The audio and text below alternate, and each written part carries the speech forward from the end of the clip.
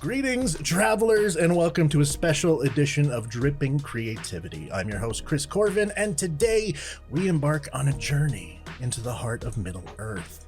But before we step into the unknown, let's take a moment to honor the triumphs of the past. Just recently, our esteemed guests concluded their 3 seasons campaign for Eden Falls, and it was amazing. I'm still catching up, so no spoilers. But they were using the Tales from the Loop game system, and they have a special viewer mechanic that places donations affecting gameplay. And when I first saw it, it blew my mind. I thought that was so amazing. In total, they raised over $8,000 for a cause close to their hearts. It's a testament not only to the community, but their creativity, generosity, and unwavering dedication to make a difference. Now, they're at the precipice of a new adventure, armed with passion, purpose, and fellowship. Join us in welcoming the talented troublemaker and streamer Seum, and the extraordinary storyteller and game master Edward Spence. Wait a second. Hey, you have done your research. Wait a second. I'm just calling it like I see it, as they unravel the secrets. Yes, we have this illustrious wizard and then this toad. Well, yeah. Anyways, as they discuss their actual play series set in the Lord of the Rings universe, using the One Ring system from Free League Publishing. How are we doing today? I could listen to you talk forever. Perfect. That's a beautiful intro. Beautiful. Well, Thank you so much. Let's get out the introductions out of the way. Edward, let's start with you. Oh, I am Edward Spence. I am very, very happy forever GM. I don't have a channel, so you can just find me wherever there are excellent casts and good stories to be told. Recently, I wrapped up Beyond the Brook, which you can find over on Stella Luna's channel, using the Babes in the Wood system, produced by the incredible Draconics, and with an amazing cast telling the story of 5 children lost in a mysterious wilderness known only as the Backwoods. You can currently find me over on the RP Geeks channel, a UK-based stream where they mix science with D&D, where I am currently running a 4-episode miniseries of Orbital Blues Blackstar, using the incredible Orbital Blues system from Soul Muppet. You can also, as Chris has alluded to, find our work over on the Wounded Warrior Project channel, where we have recently wrapped on Eden Falls, our Tales from the Loop campaign. I believe that's my pitch in a pocket. Yeah. Perfect. I love that. Pitch in a pocket. Pitch in a pocket. Love to be a troublemaker. Yeah, well, that's it. I'm the troublemaker. No, I am Sam. I am a almost decade-long live streamer over on Twitch. However, I had recently, and within the last year, migrated to working full-time with Wounded Warrior Project, which is a nonprofit that helps our warriors and their post-9/11 warriors and their families. And so that is also what my job entails. Is I like to utilize TTRPGs and D&D as a way of fundraising for that purpose. So live donations affect our game, which can cause things to go any which direction, which has been a whirlwind. And that was through, I think our first one really was the Eden Falls setup. Yeah, no, it would have been. So that's been really lovely. So we just finished that. If you would like to watch all of that, you can watch it on the Wounded Warrior Project Twitch channel and all the VODs. However, I had a lot of blue screens, and so there's a lot of really random cuts. So I have them all edited down on my YouTube video, or on my YouTube channel, JustSeum, JustSeum. So you can find them all over there as well. And I am a forever player-ish. DM'd once, it was kind of sick. For this guy here, actually. so all right. Back on track here, talking about Lord of the Rings here. What ignited the spark for this story and concept?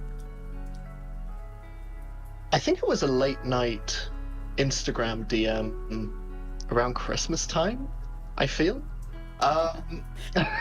And so we'd been talking quite a lot about what is going to come after Eden Falls, how much longer did we want Eden Falls to go on, and I think it was around Christmas time that you and I, Sam, correct me if I'm probably wrong, but I think we'd started thinking 3 feels like a good number, like a good trilogy of seasons, and it Yeah. But we'd certainly talked a little bit about not just stories that we'd want to explore, but also, I guess, subject matter, but more to the point, worlds that would be of interest to specifically the veterans community. And I think for both of us, Lord of the Rings felt like just kind of a very obvious answer. And the fact that there was this gift of a system from Free League just readily available out there, and so thematic, and like really diving into the themes of Tolkien's work in a really interesting mechanical way, but also an incredibly thematic one. I think I just sent you a DM over Instagram as we were doing our usual multi-platform conversations. Like, hey, how about like Lord of the Rings? Because that was it. Sorry, this is very much like my GMing style, all over the place. But I remember because it was the 20th anniversary of the films coming out, and so I decided to revisit the books for the first time in 20 years. And I was halfway through reading them, and I think I just had a real desire to know what happened next. And I found myself going down this rabbit hole of Tolkien's notes on everything, really, but specifically the Fourth Age and sort of the time after Lord of the Rings. And there were just all of these really beautiful, very liminal spaces and gaps that I just felt so much could inhabit. And just kind of on a whim, I messaged you, Sam, was like, hey, do you want to like do something very scary and explore that space after Lord of the Rings? And I think your response was fairly instant, I think. Oh, always. And I think that actually comes from the fact that Ed and I met years ago doing a campaign utilizing the Witchcraft and Wizardry system. Which we ended up stopping after 2 seasons because views did not align with certain people in the world. And it kind of broke our hearts. I think we finally deemed it this year actually as the campaign that got away. Like, we never got that solid finish of a world that we grew up in, that a lot of people found a lot of themselves within as well. And so having this moment of going and being able to pursue a world that, once again, people are very well versed within is scary. Like, it's very scary because obviously you've got people who are very smart and they know everything about it. I'm not allowed to read the Silmarillion because I guess it's a boys club only. That's what it was dubbed to me. So I can't weed. Sorry. That's not true, listeners. But it is for me, I guess. Other than that, though, and taking those bits of what people do know and then twisting it into a new future that we interpret is enthralling. Oh, it's exhilarating. I'm super stoked. Excellent. Yeah. I'm very excited to see what comes out of that.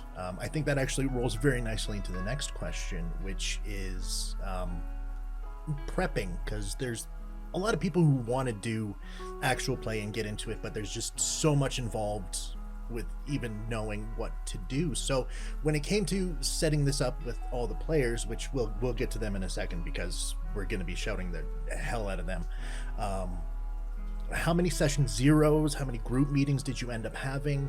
How did that whole thing come together? So here's the thing, Chris. I'm gonna love this already. All right, I'm in. Let's go. So this is the thing. When you're operating in a freelance space, as the same with anyone who's, let alone trying to put together an actual play, but just playing, scheduling is hard. Scheduling is very hard. And, especially when you're working with people who are, the caliber of performers that we have on board this series, everyone's very busy and there's life as well. But I think, all sort of all that aside, I think there was such immediate passion from literally everyone that we reached out to. We were incredibly lucky. Like, our first pick of players at the table were the people that we have at this table now, and there was so much of a desire to make it work and to move things around. So we sort of, between the two of us, I think we reached out to the players individually, which you can probably speak a little bit more to, I guess, Sam. I mean, yeah, but it's just that it's more so doing this little pitch of, hey, first and foremost, this is nonprofit, which is always the scary outreach, because we cannot pay people. It is really them donating their time for this cause. But hopefully they are excited to tell beautiful stories with an incredible GM over here. So yeah, people, once they hear Edward Spence, they're like, oh yeah, woo, pour water on me. I'm thirsty for Edward Spence.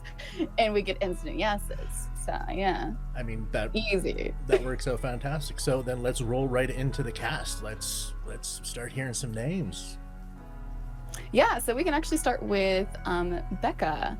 So Becca Godsey, or Caustic Phoenix on Twitch. She's a part of our Eden Falls cast, and getting to roleplay alongside her, one, she's a dream of a person. So just inside and out, and let alone her role-playing skills they're so beautiful. I could linger on every single word she says. And so being able to ask her, and I believe that quite a few of the people that we asked, or I guess the cast, did have that setback of, well, this is a very important world to me, so I want to make sure it's right.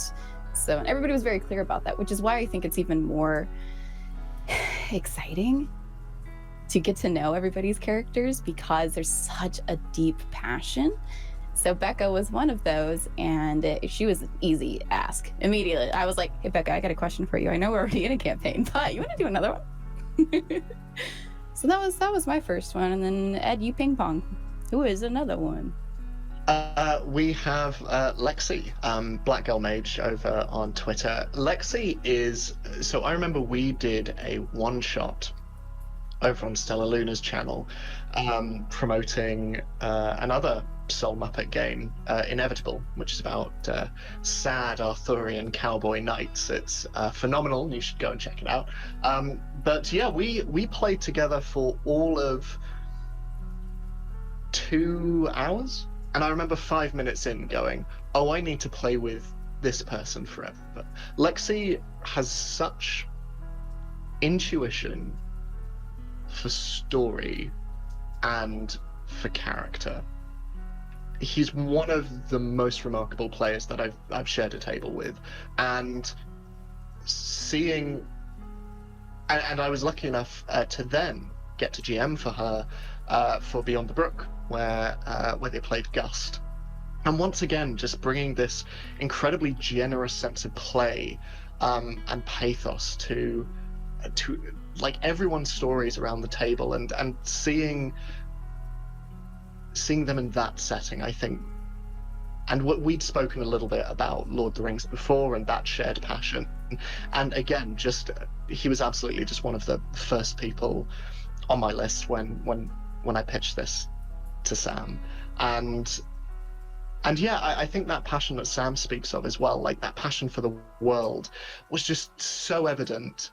I'm sure we'll talk about the characters as well, but everyone who was sending over character stuff to me and sending over references, they were like, right, so there's this bit in Appendix B of Lord of the Rings where there's this little thing that's mentioned, and just like the wealth of knowledge, like Lexi had that in spades.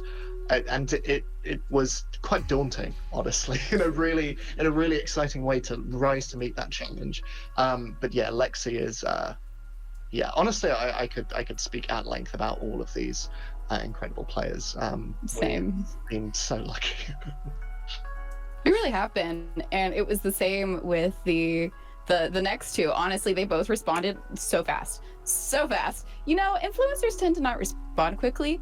They were quick. No. Even I was like, whiplash. I just looked away for a second. So the next one that we had asked was CriticalBard, and I sent them a DM on Discord, and all I had to mention, literally all I mentioned, was Edward Spence.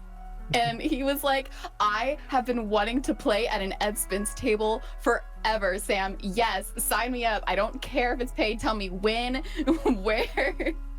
So that was a very quick one. And then it was the same with our last player alongside me, but I'm already here, is Jasper Cartwright, who's recently been able to be showcased in all of their role-playing beauty over on Dimension 20, and they responded very quickly as well. But that was also before they just had a baby, and so he is, oh man, the fact that he is even going to be a part of our campaign is a dream. And it's actually going to be a little bit different with Jasper involved because of his life right now. Do you want to? Yeah. So the structure of it, because Jasper was so keen to be involved, but I think as the initial premiere loomed, and as being a dad sort of like continued, and he doesn't end. It really doesn't end. It doesn't stop. And he sent a message. It was like, so Ed, 10 live sessions. I don't, and with good reason, I don't know how feasible that is as a new dad with a newborn baby. And so basically we, over the course of an afternoon, went, okay, how do we make this work? No, this was over the course of Sam being asleep, because I get all of these emergency messages and I wake up to fire and then noticing the extinguisher was there all along. So I'm like, oh, okay, I'm fine. Good morning. So in my role as Ed Extinguisher, I spoke with Jasper and never. But no, we sat down and we sort of had a talk about how it could potentially work and what would fit within his schedule. And so Jasper will be joining us for the last 2 live episodes, but in the intervening 8, we've actually already pre-recorded all of his segments, which we will be interspersing throughout our live sessions, as Jasper's character essentially has a side quest. He will have a side quest that is completely independent of the rest of the cast until it is not. And until these 2 narratives slowly begin to interweave and intersect. And Jasper joins us for our last 2 episodes. I would say similarly to like the Rings of Power. They're all kind of separate and then slowly.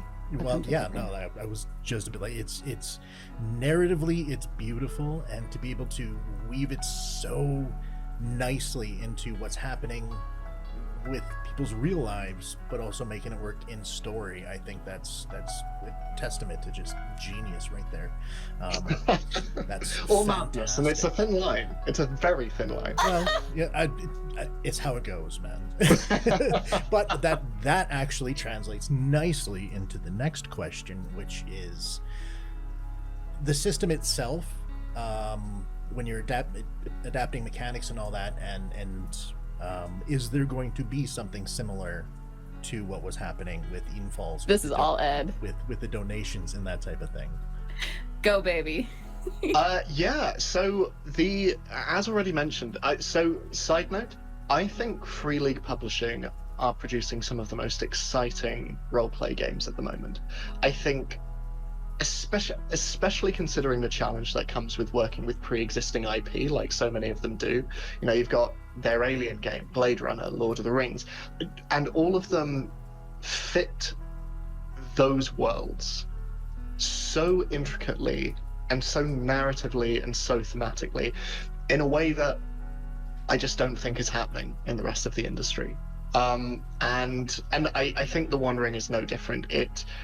I think it perfectly encapsulates Tolkien's writing in a very exciting way, and you can see the influences of the films and of supplementary material and everything just like eking out of every single page. It is a beautiful book, and it is a beautiful system, and I'm so excited that we get to showcase that for 10 episodes and longer as well. But I think this is the challenge that comes with any actual play. Something you have to consider is, why are you sharing this with an audience? What Yeah. experience are you giving to an audience? And does this feel like a story being told, or does this feel like you are sat at a game that's very entertaining to watch, but ultimately you are just sat there unable to participate? And I think one of the things that was really exciting in what we did with Eden Falls, and I think one of the beautiful things with Tales from the Loop as a system, is all of the roles are in the player's hands.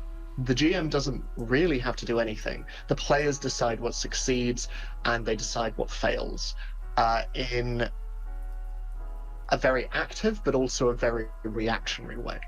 And I think that was something that certainly from a donation standpoint was very exciting, you know, because whenever people donated, whether it was in the form of giving our players boons or not so much. Blessings and curses, baby.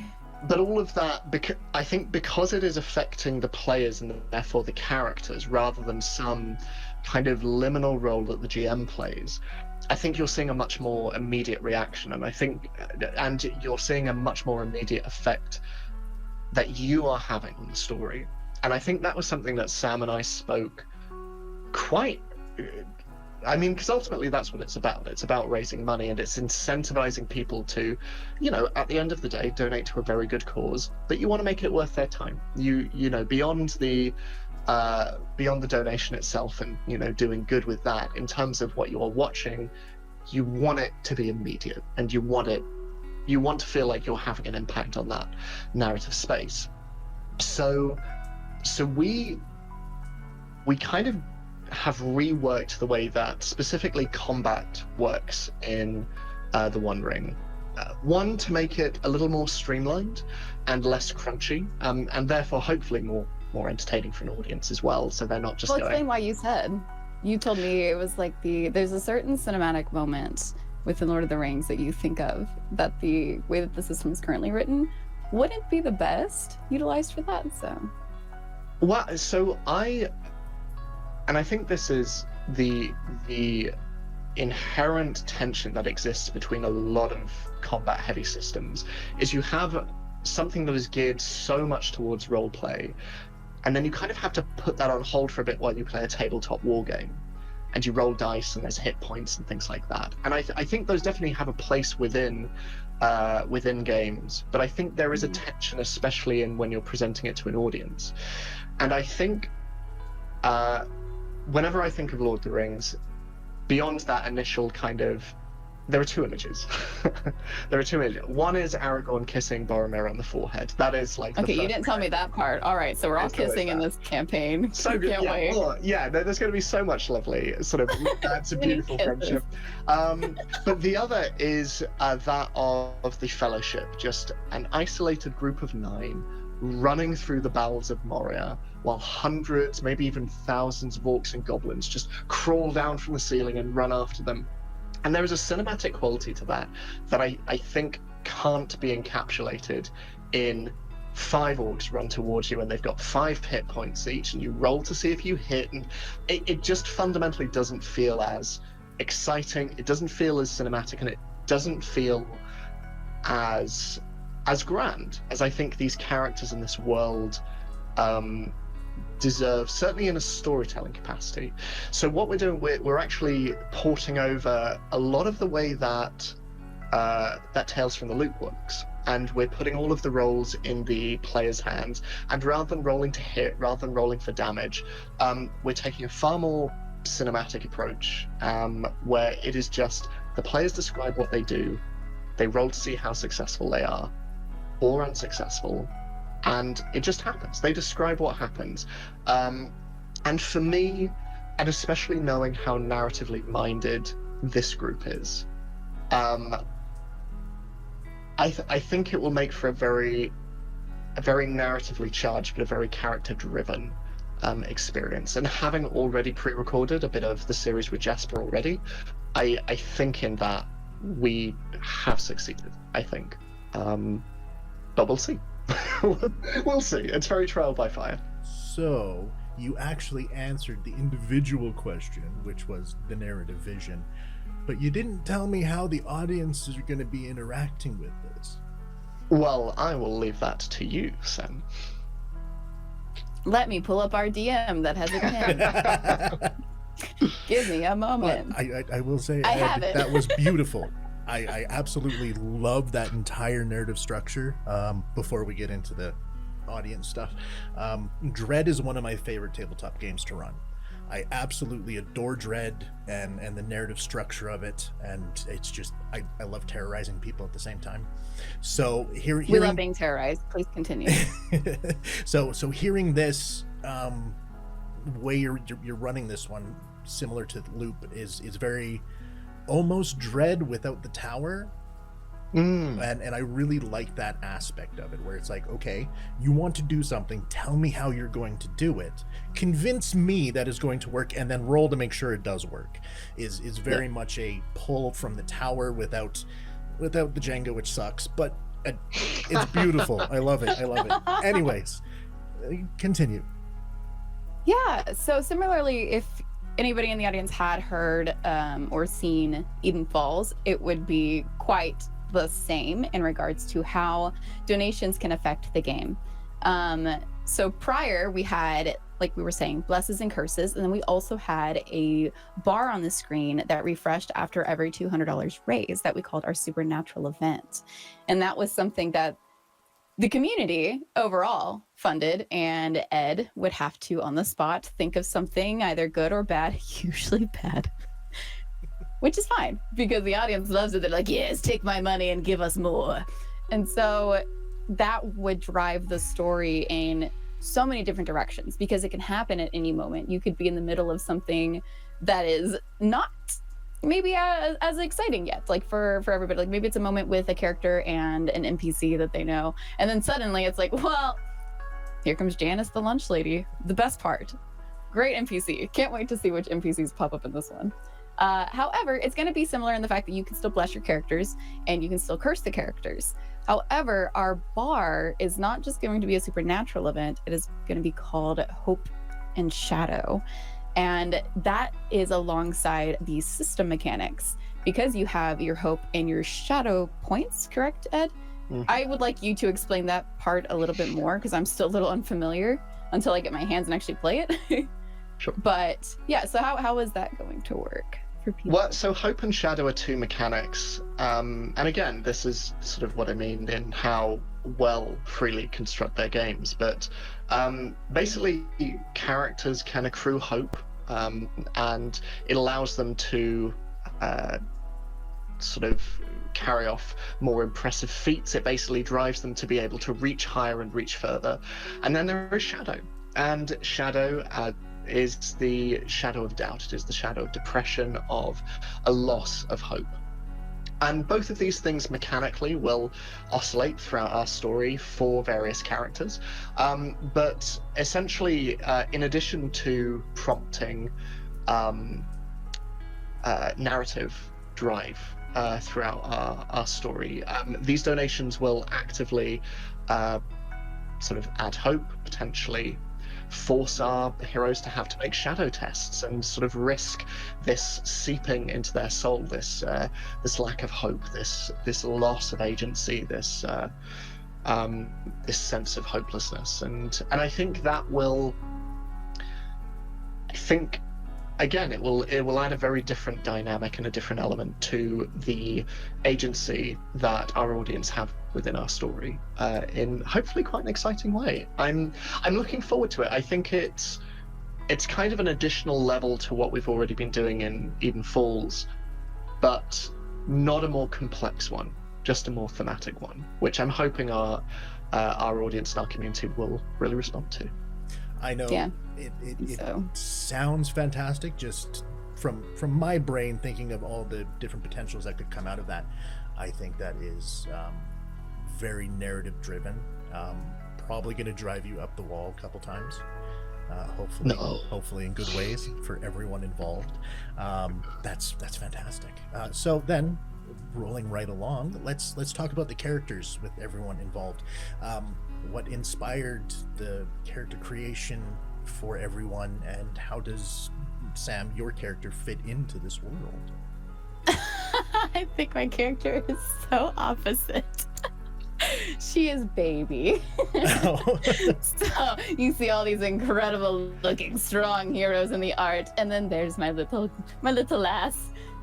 So I'm playing a hobbit, and the hobbit mechanics, which is so exciting because it's a juxtaposition to who I've been playing in Eden Falls, which will be really nice. And so that those shadow tests are going to be very interesting for my character in particular.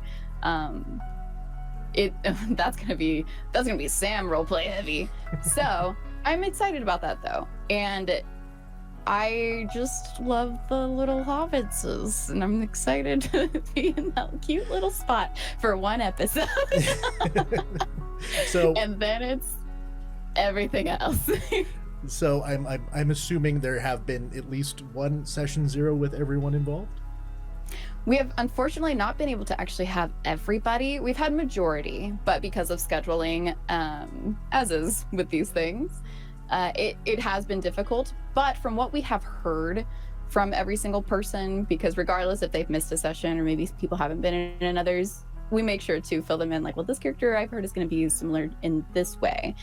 And so you find a bunch of similarities amongst a few of the characters. Like I know my character is going to get along specifically with one in particular. Probably right off the bat, they're both just little cinnamon rolls to start. So we'll see how burnt they get. And then the other three are just incredible warriors who have like pasts and adventures and just lots of medals under their boots. So I'm stoked to see how that all plays in together. But from what Ed has at least alluded to, he thinks it's gonna go nicely. I mean, the beautiful thing sitting in the GM's spot, because for me, the narrative lives and dies on character. And for me, and I think there are a lot of other very talented GMs who are able to do this far better than I am. I don't have a story until I get the character backstories from everyone.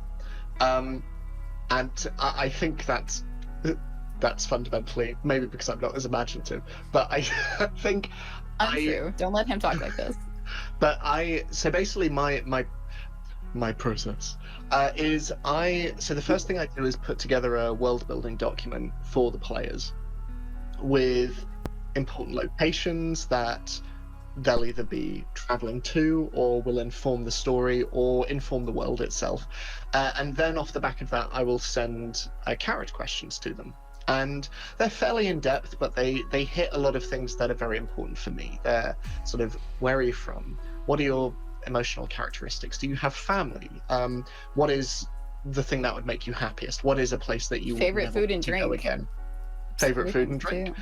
But at the end, I will always ask, and give me one secret that the others don't know. Just give me one thing that you don't want anyone else to know. And then, yeah, they'll send it back to me. And one of the joyous things about that is, as folks send me their character questions, I get to see the thematic parallels between their stories. I get to see the moments that I can connect them. And so much of the time, someone will send me something and it will give me the missing jigsaw puzzle piece that I had to someone else's backstory, and I'm able to go, great, amazing, I'm going to connect these threads, and I'll reach out and I'll have further conversations and further questions and go, hey, have you thought about this, or how would you feel about this nameless location you've given me being this very specific one? And then immediately you've created a tie between two characters that, even if they've never met before, there will be that moment of realization later on where, why do you have that thing, or how do you know that name?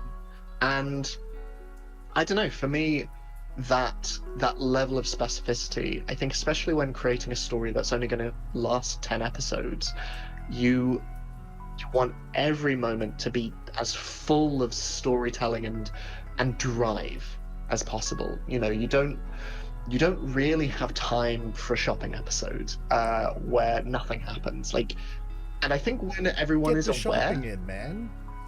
Hey, it's different when you have episodes in a season instead of a long form. Long forms, bring on the shopping, baby. Yeah. But I feel like, especially when you have that kind of, everyone is aware that there is a finite amount of time to tell this story. I think everyone is on the same page in wanting to reach that end goal, but to develop their character as much as possible during that time. And yeah, I'm incredibly fortunate in that I know everyone's secrets, and I know the way in which they will unfold during the season. What? And I also have no idea, because those plans will change, and fundamentally, the players will have better ideas than I do, and I just get to react to those ideas. And there's something very beautiful about that. Going back to you not being a good GM, which is stupid. Stop that. Yeah, thank you. I appreciate that. It was done. I think it was the Critical Role Roundtable with Abria, Matt, and Brennan, where Brennan was talking about creating a short form content there, and how he doesn't even do the stories until everything comes in, because he wants people to latch on to those moments that you're creating yourself as you're developing the story with everyone involved. Like, it's one thing to have a story that is, I'm starting here and we're ending here and I don't give a shit what happens in between, whereas you are going in, I would like to end over here, but we'll see what happens when I look at everyone's, and you're crafting it for them, because in the end it's about the players enjoying themselves, right? So if you are giving them what they want, even if they don't know it, then that makes you an amazing GM, flat out. Wow, thank you. And Ed is a beautiful weaver of people's completely backstories. And he sucks you in with that voice when he's talking. Yeah, it's the accent. Come Well, with me down this path of death. Well, I think I've oscillated a little bit over what the GM's role is, and it's always personal, and I think it depends on the game, it depends on the system, and it depends on the table that you have. But I think for me, I used to think it was editor. Like, you need to have an awareness of pacing and knowing when has a scene come to an end, and when do you shift focus, when do you. But I think, and I was chatting with Brian Flaherty over at My First Dungeon, who is incredible, and I've learned so much from him. But I settled on, it is the GM's job to create plot, not story. Because the players provide the story, because there is no story without their characters, and a story is driven by character. Your job is to provide the framework around that beating heart, to basically be the ribcage of the world, so that the players can live it. And I really enjoy that. I think if you tell a story that any character could inhabit, there's no reason for it to be those characters. Whereas if you're telling a story that is crafted specifically for them, not only are they going to be more invested in it, but also it's going to be more meaningful, and those moments will hit more when, that character from their past reappears. Or, when they find out there is this unspoken connection that they had no idea over. Moments like that, I feel, are incredibly special. And I think it's something that the table that we have, and we've been blessed with 3 seasons worth of excellent performers and players in Eden Falls, and it's been exactly the same, where there is such a beautiful awareness and generosity around the table in feeding one another's stories. And I think we're going to see that again with this group of 5 players, and I think it's going to be very special. Yeah, and we specifically picked narrative roleplay heavier players that could do that drive, and not only that, but weave it together with that table generosity as well. That's freaking on. I mean, I'm a very narrative person, so I'm very excited for this Us season. as well. We're annoying. Yeah, I mean, there's I know a couple players that are like, just get to the next fight. It's like, no. Let's run this one out. This is good. And it's okay to play like that. Yeah, that's the style of campaign that it is as well, going in. But it is difficult when you have such different sets of players who want something else out of another, because then people are going to get bored who aren't there for that. So you've got to pick and choose, not just your friends, but people who will blend. Oh, definitely. Well, yeah, and like DM's Guide and I were talking, and there is no wrong way to play. There's just people you don't mesh with, and your play styles are different. So you got to find that core group of like-minded people and enjoy whatever game, because it doesn't matter what system, you can have multiple ways of playing that system. And I think that's the beautiful part about tabletop games, is just there's so many different ways to play one specific game, and it's for everyone. So that actually ends up answering a whole bunch of my questions over here. You're just knocking the shit out, man. So let's jump over to Sam here.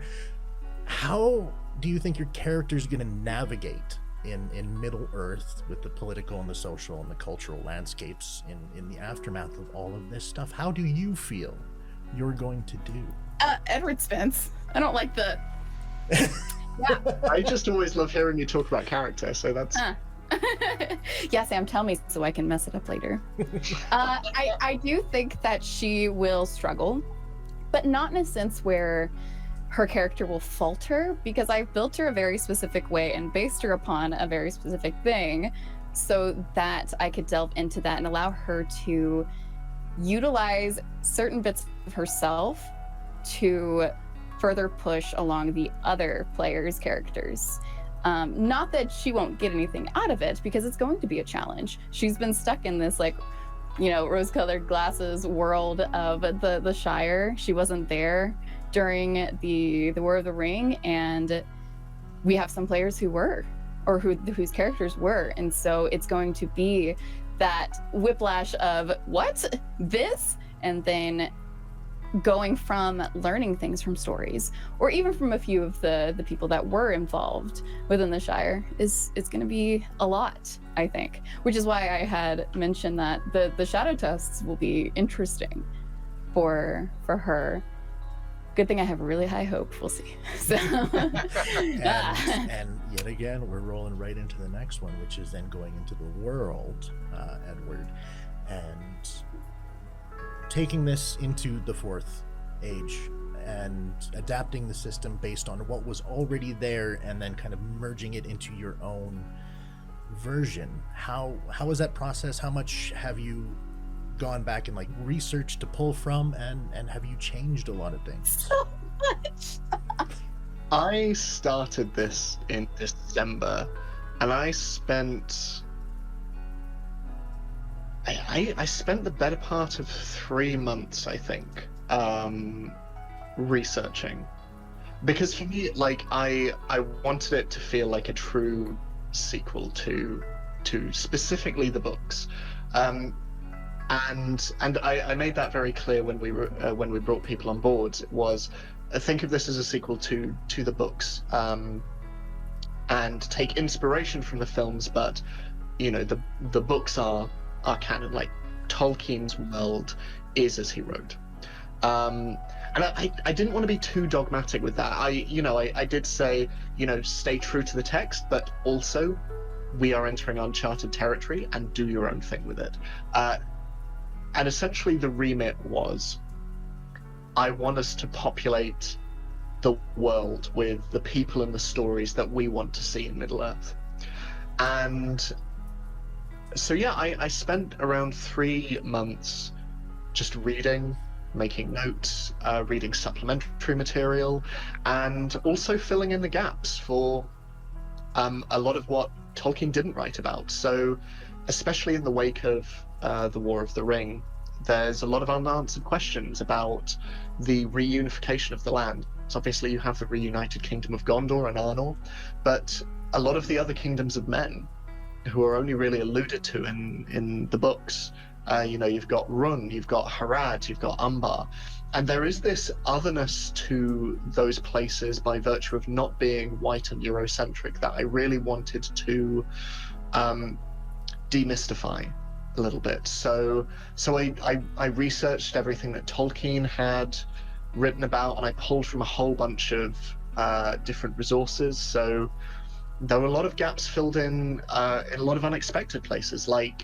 Games Workshop's Middle-earth strategy battle game, their Battle of Pelennor Fields book from way back in the mid-2000s. And I remember as a kid poring over that book, had reams upon reams of sort of imagined material on Harad and Umbar and Hand as well, and touched on Rune as well, and so I found myself going back and rereading a lot of that and putting that into the world building document, and kind of really wanting to very accurately portray what it was that Tolkien had put to page, but also wanting to chart something new and something exciting and something truthful, but I think something that, you know, by virtue of it being in the fourth world, there is less magic. There is less, I guess, that fewer fantastical elements while still keeping that inherent sense of magic and hope alive within the world. And a lot of that is already in Tolkien's text. Like, I really didn't have to do much, but in terms of filling those gaps, to be able to present to the players, this is as thorough a world as I can give you to play in. Here is as detailed a sandbox as I can give you, and now you get to play in it. And it was lovely. Like, all of our players really took their time going through it. I mean, it clocked in at around 13 pages. And I said to them, like, I have indexed it. You don't need to read it all. Like, I've put things in bold that are important. I've, like, bullet pointed characters, but, you know, take from it what you want. And they did. They did. And it was really satisfying to know that the care with which, you know, I had gone about the research, and because, you know, this is a world that so many people love, you know, in very simple terms, you don't want to mess it up. You know, Lord of the Rings is certainly a huge reason why, you know, through reading The Hobbit as a really young child, and then I remember seeing the trailer for Fellowship of the Ring, like, at the cinema, and go, what is that? I must watch that. And I remember seeing that film for the first time, and I was completely transported. And I remember at the end of that 3 hours, as Frodo and Sam disappear off towards Mordor, and the credits rolled, and I was like, no, that's not the end. I don't understand. Like, no time has passed at all. And I know for me it was incredibly formative in my interests and my love of fantasy and my love of stories, and I know Middle-earth holds that place in the heart of so many. And so you know, we're talking now, and it's a week away, and we're a week away from our premiere, and I'm so nervous. I'm so nervous, despite the amount of work that has gone into preparation. Because it's a huge task. You know, we're not even giving an official continuation. It's all imagined, but there's still that sense of responsibility, not only to our players and their time and their characters and their stories, but also to an entire community that, like, cares so deeply about this world. Yeah, so that's the long answer. In short, a lot of research. Yeah, a lot of research. Excellent. Well, then the flip side, as my cat. Yeah, come on. Are you coming in now? What are you doing? What are you doing with your life? All of our four-legged babies. It's been so long. Why have you abandoned me? So then, Sam, how much research did you do aside from what was provided and all that? Was there a lot, like, between you and the other players? A lot. Oh, yeah? So, not anything that I have gone back and forth with other players. I am somebody who prefers to be surprised. You know, I want to experience that as my character and not as Sam. Regardless, even if I know a lot, I'm not going to metagame, but at the same time, you can get more genuine reactions that way. But I like to find little nuggets that are hidden that maybe haven't been explored. So I would go through a lot of the online, like, official wiki kind of things and read and just find a weird keyword and I'm like, oh, what does this mean?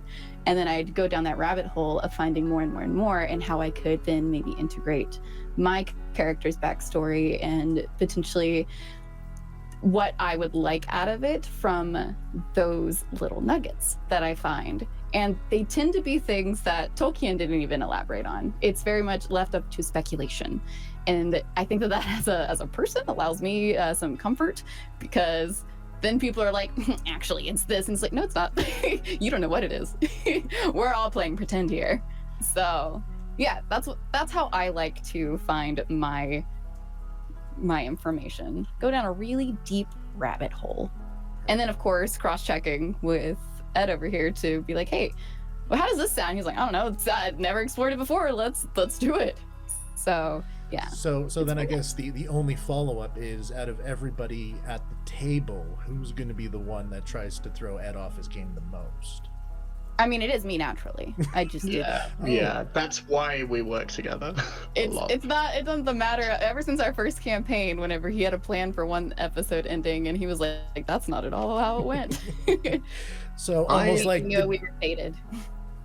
The trickster at the beginning comment is pretty on point. Yeah. Whoa, that's not what was said. That was troublemaker. Trickster's nicer. Anyways, so from I'm here, bullied right now. I would never. We're going to move into the questions from the Creative Coffee Cafe. The members there, as my cat is now rubbing against the microphone, because why the hell not? We're gonna start rapid firing this stuff. Can you get your ass out of my face? That would be fantastic. This is great for listeners. Oh well, you know. After the last episode, they're probably used to it. She ended up disconnecting the whole call. It was a whole thing. So anyways, what sets us apart from other actual plays? I think the utility aspect, although it's not anything that is brand new to the space, it is something that we heavily focus on, and we want the audience to affect our game. So it's not just the players on screen, it's everybody involved. Excellent. What is the overall tone you are going for? Hope. Hope, and I mean, you know, everything that Tolkien explores in his work. I think one of hope against the odds, and in the face of immeasurable darkness, which feels like something people can latch onto right now. Too real. Next question. I'm Canadian. I don't know what you're talking about. Everything's fine. Let's see here. So we got that. Let's talk about the overall cast makeup, diversity, that type of thing, and how important that is to represent. I think it's exactly what Ed had said earlier. How a lot of fantasy was showcased as much more Eurocentric, and that's just not how life is as well. And we wanted to make sure that was seen, that everybody can play any kind of character that you want, and you are in this world as well. Excellent. As a native boy, I appreciate it. Let's see here. Where were we? What did the creative process look like when extrapolating this new chapter of history from Token's existing content? Oof. I mean, we've already sort of spoken about the responsibility of it, but honestly, it was fun. It was so fun. Like, reading Tolkien as an adult, because I, first read those books 20 years ago. They're beautifully written, and I'm someone who cries a lot. Like, I weep at a good film, but like literature. Me too. But like literature doesn't really do that for me. But I remember my partner and I were on a coach to go see the extended editions earlier this year. It was like a back-to-back marathon, 9 p.m. till 9 a.m. And I just happened to be finishing Return of the King on the coach journey over. And it got to the end, and I just suddenly realized, like, I was sobbing. I was heaving. And yeah, just the creative process has been so fun and so rewarding and so matched by everyone who has been involved, and our artist as well. Like, a huge shout out to Anna Sassi, who has translated the characters beautifully into artistic format. And also, you haven't seen their work yet, but Stella Luna is doing our overlay, and again, there's this stunning, beautiful, truly beautiful. And yeah, I think it's reignited a passion for those worlds and kind of like role play in a way that I've always had, but this feels different. There's an excitement and a spark, I think, which has been exciting because it's unknown as well. Like you said, it's a new chapter, and new chapters are scary to embark on, but I don't know, exciting to see where they lead. Perfect. And the final one from the cafe. Is this something that a non-TTRPG person, one who has never watched anything like this before, would be able to enjoy? Like, is there a lot of terminology and jargon that the viewers are assumed to know? Are there inside jokes or tropes? Where would be a good place to start to learn? I think overall, yes. I think that anybody could enjoy it. Being a prior Lord of the Rings or just Tolkien fan would be helpful, because a lot of the terminology we're going to utilize is within that world.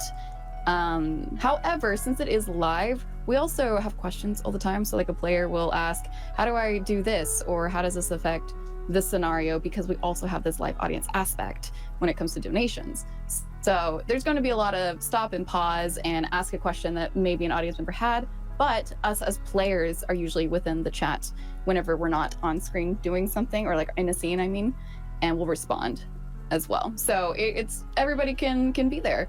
But I will say, wary of having your kids in there. Always be wary of having kids in adult worlds, okay? Feel that.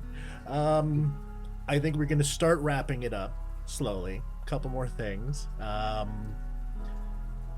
Through this whole thing, 10 episodes, all of that, what are the future aspirations for all of this? Like, do you have something planned or teaming in the back of your head that you'd like to do afterwards? Well, I mean, the subtitle to The Fourth Age is Book 1, which speaks to our intentions for this story. But yeah, we have a couple of irons in fires. We've already sort of semi-announced that towards the end of the year we will be revisiting the world of Eden Falls, but with a different system. So Free League are currently preparing a brand new gaming system, which in the same way Tales from the Loop is very Spielbergian and it's very sort of dripping with 80s nostalgia. Their new system, the Electric State, does the same but for the 90s. So we are going to be seeing the, I guess, the future, quote unquote, of Eden Falls through the Electric State later on this year. We're going to be seeing some returning faces, maybe some new ones as well. But we're currently in the process of planning that. Once Fourth Age is well underway, this is very much our focus. One thing at a time, damn it. Yeah, I would say the Electric State one's not going to be closer till November, because that's when the full TTRPG releases as well for people. But yeah, you'll get to see these spunky kids as harrowed adults. Crazy. Well, at least that gives me time to catch up. It's a lot of hours, man. You got this. I got it. It's all good. I'm good. Put me in, coach. Audience impact. What are you hoping the viewers are going to pull when they finish watching the series? I kind of touched on this before, but give it to me. What do you want everyone to feel? I'd really like people to want to look at their old battered copy of Lord of the Rings and go, I want to pick this up again. I want to reread it. I want to continue living in this world. And that's the special thing about playing it as role play. The players will get to do that. They will get to impact and live in that world in quite a literal sense. But I know, like the other day, my downtime was, I'm going to stick on Fellowship and watch it for research. And getting lost. Yeah, did that too. So much research done. But I always find whenever I watch or read or experience a piece of media set in a world that I love, all I want to do is live in it and experience it as much as possible. So, if what comes out of this is that someone like turns to their kid and goes, you know what, I think you're old enough to read The Hobbit. Let's make a start on that.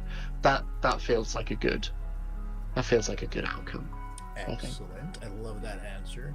Now, the final important thing that I want to discuss before we really wrap this up is the charity aspect and the importance of it and the connection to the tabletop game. I don't know how much there is a very specific connection, except for the fact that with Wounded Warrior Project, it is about warriors. And with this coming after the War of the Ring, we have a lot of people that could maybe see themselves within that aspect, which is really lovely. Now, it doesn't mean that other systems that we do play or will be playing aren't things that they could enjoy as well. But we try to find a way to associate it in some sense. And hopefully this one being a world that people have grown up with and know deeply, it'll still hit home in that way that we're hoping to hit that home run. And yeah. Also, I feel like, Tolkien has, been quite emphatic. It's not necessarily an analogy or a mirror, but, Lord of the Rings is informed by the war.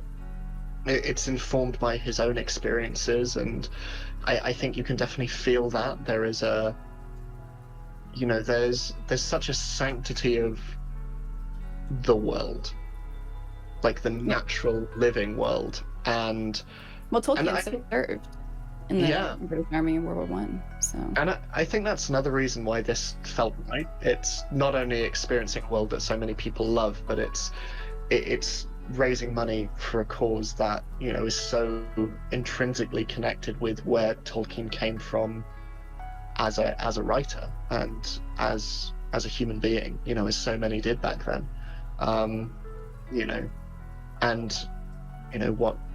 What did he do with those experiences? He told stories that are still cherished to this day. And that's what we're doing. Yeah. Love it, love it, love it.